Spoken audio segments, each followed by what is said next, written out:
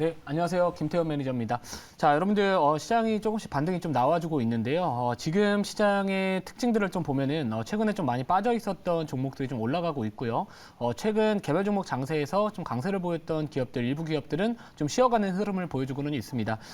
여전히 이제 매크로에 대한 이런 부분들이 사실 많이 개선이 됐다, 그러니까 이렇게 전환이 됐다라고 판단하기에는 아직까지 우리가 확인을 해야 될 다양한 좀 이런 이슈들을 좀 확인을 더 많이 해야 되기 때문에 뭐 이런 부분들을 놓고 본다면은 우리가 이런 뭐 2차 전지든 반도체든 이쪽을 뭐 지금 공격적으로 더 담아야 되느냐라고 한다면은 저는 아직까지는 조금은 확인을 해야 될 것들이 좀 많지 않을까라고 말씀을 드리고는 싶고요. 대신 단기적으로는 조금은 투심이 개선이 되면서 그 키 맞추기 장세가 당분간은 좀 나오지 않을까 이런 생각을 하고는 있습니다. 자, 그래서 전반적인 이 투자 심리, 위험 자산에 대한 심리가 지난밤에 이제 미국 증시에서도 나타내고 있다라고 보시면 될 것 같고요. 이번 주에는 사실 이제 일본 쪽 관련해 가지고 통화 정책의 변화에 대한 부분들이 증시의 변동성을 좀 키웠던 부분들도 있었지만 이 소비에 대한 이런 지표들이 좀 잘 나와주고 있는 상황이고 이 나이키 실적이 또 잘 나왔고 페덱스 실적도 또 괜찮게 나와주다 보니까 전반적으로 지금 위험 자산에 대한 이 투심이 조금씩은 개선이 되고 있는 상황인 것 같습니다. 자, 그래서 오늘 같은 경우에도 제가 오늘 편입할 종목 같은 경우에도 최근에 좀 이슈가 있으면서 좀 키워드가 될 수 있는 그 AI 쪽 관련된 바닥주를 좀 한번 편입을 할 예정이고요. 그 종목 편입 가격은 잠시 뒤에 좀 말씀을 드리도록 하겠습니다. 자, 이 편입하기 전에 리뷰부터 먼저 좀 말씀을 드릴 건데, 자, 메가 ECS가 어제 상한가를 달성을 했습니다. 자, 그래서 이 단기간 내에 거의 지금 상당히 38% 최고가 수익률 기준으로 38%의 이제 급등세를 보여주었던 종목인데요. 저는 지금까지도 아직까지는 좀 비중을 줄이면서 가야 된다라고 좀 말씀을 드리고 싶습니다. 뭐 실적 기반으로 올라가는 이 상황은 아니고 전반적으로 이 중국 코로나19 확진자 수 급증에 따른 이 산소호흡기 부족에 대한 이슈를 타고 있는 종목이기 때문에 말 그대로 실적 베이스보다는 기대감으로 오르는 측면들이 있으니까요. 오히려 이런 부분들은 조금씩은 계속 수익을 챙기시면서 올라갔을 때마다 비중을 줄여나가는 방식들이 좋지 않을까라고 말씀을 드립니다.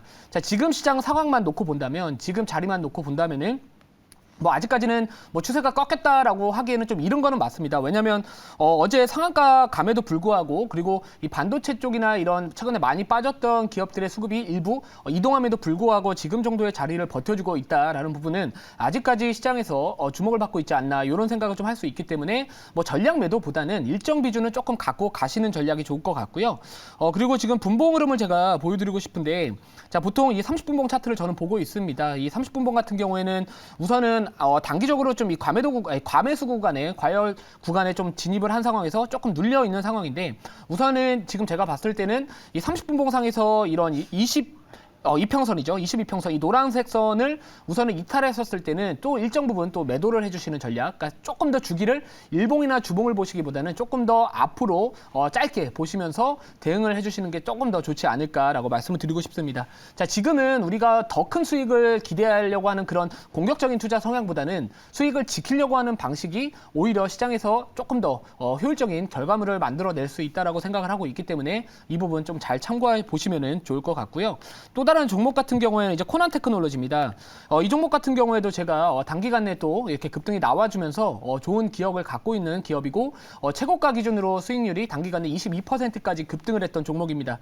자, 오늘 같은 경우에도 이 AI 쪽 관련된 기업들, 이 뭐 솔트룩스나 아니면은 뭐 마인즈랩, 코난 테크놀로지 이런 AI 관련주들이 오늘도 또 다시 한번 또 시장에서 강세 흐름을 보여주고는 있는데요.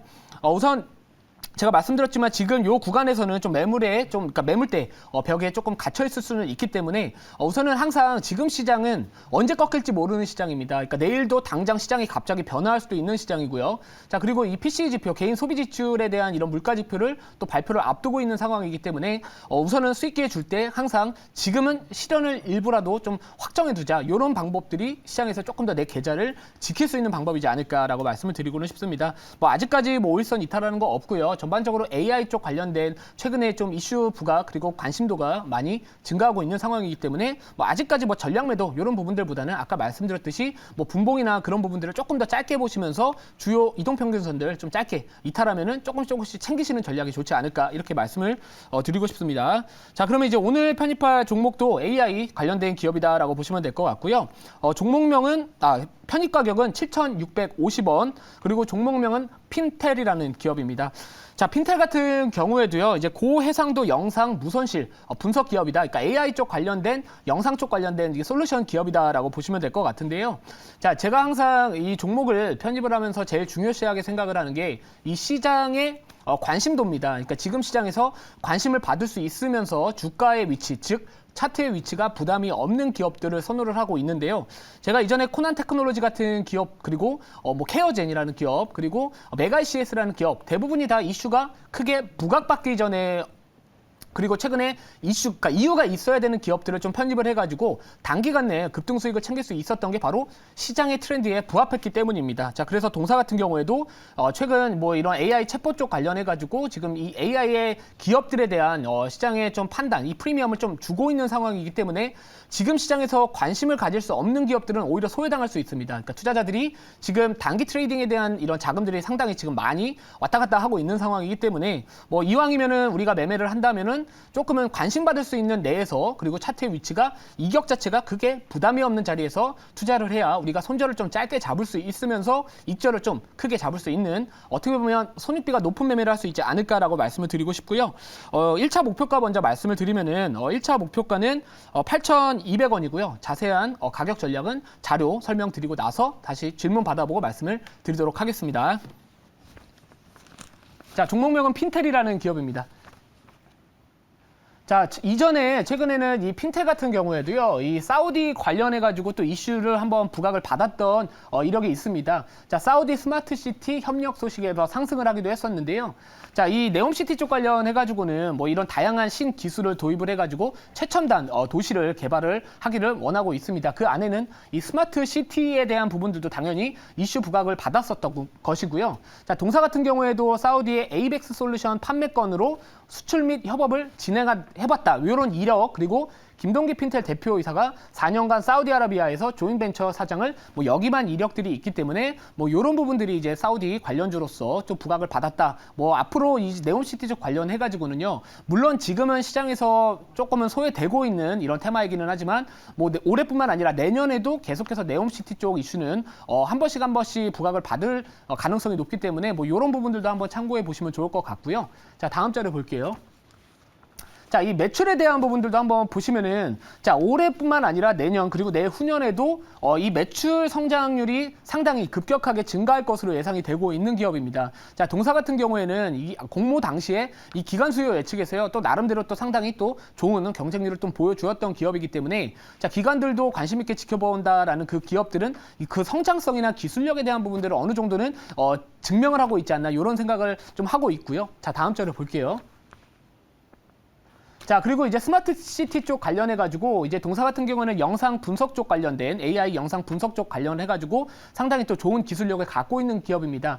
자, 우리가 보통 기업을 투자를 하면서 물론 뭐 이런 이슈 부각 가능성에 대한 뭐 테마 정도로의 접근도 가능하겠지만 속해 있는 이 산업의 성장률도 상당히 중요합니다. 근데 이 동사 같은 경우에는 이 스마트 시티 시장 전망이 앞으로 이제 CAGR 연평균 24%의 고성장이 예상이 되고 있는 상황이고요. 자, 우리나라 이 그러니까 우리나라 국내 스마트 시티 시장 전망도 30% 이상의 고성장이 또 예상이 되고 있습니다. 자, 그렇기 때문에 앞으로 이 전방 산업에서 수요에 대한 부분들, 영상 분석 수요에 대한 부분들 스마트 시티 쪽에서부터 발생할 수 있다. 이렇게 우리가 한번 참고해 보시면 좋을 것 같고요.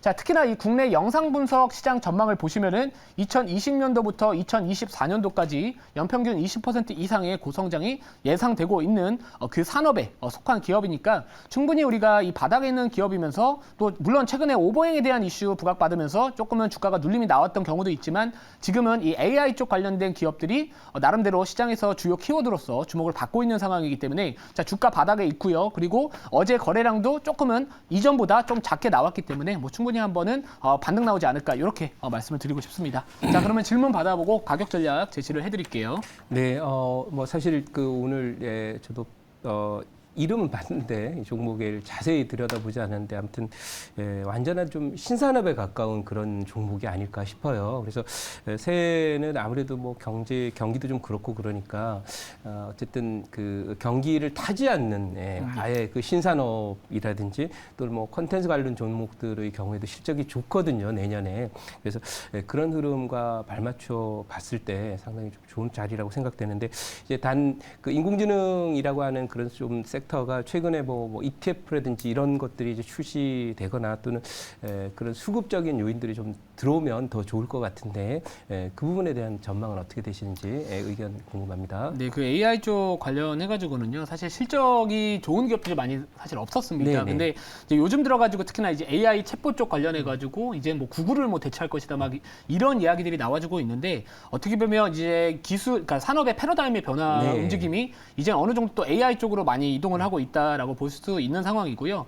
특히나 뭐 AI 쪽 관련해가지고는 우리나라 워낙 그 좋은 기술력을 갖추고 있는 기업들이 많기 때문에 뭐 지금 이 동사 같은 경우에서도요, 이전에 뭐 정부에서도 그렇고 현대건설에서도 그렇고 이 기업을 좀 눈독 들인다 이런 이슈들이 좀 있었어요. 그렇기 때문에 뭐 아무튼 지금 이 동사 같은 경우에는 뭐 이런 CCTV 쪽 관련해 가지고 영상 분석 있잖아요. 네. 그러면 스마트 시티 내에서 카메라 달아놓고 그걸 가지고서 뭔가 뭐 이런 도로 주행이나 그러니까 이런 교통에 대한 부분들도 분석을 할 수 있는 그런 좀 앞으로 적용 산업이 많을 수 있다라는 장점이 있기 때문에 뭐 충분히 성장 가능성은 좀 있지 않을까라고 말씀을 드리고 싶고요. 제일 중요한 거는 사실 지금 이 금리 쪽 통화 정책에 대한 부분들이 사실 기술주나 성장주들의 영향을 많이 주고 있는 상황인데 뭐 어느 정도는 이제 좀 많이 반영을 했잖아요. 이 매크로적인 부분들, 통화 정책에 대한 부분들을 그래도 이전에 거의 한 1년 반 이상 하락을 했기 때문에 뭐 그 부분으로부터 영향은 조금은 제한적이지 않을까 이런 생각을 하고는 있습니다.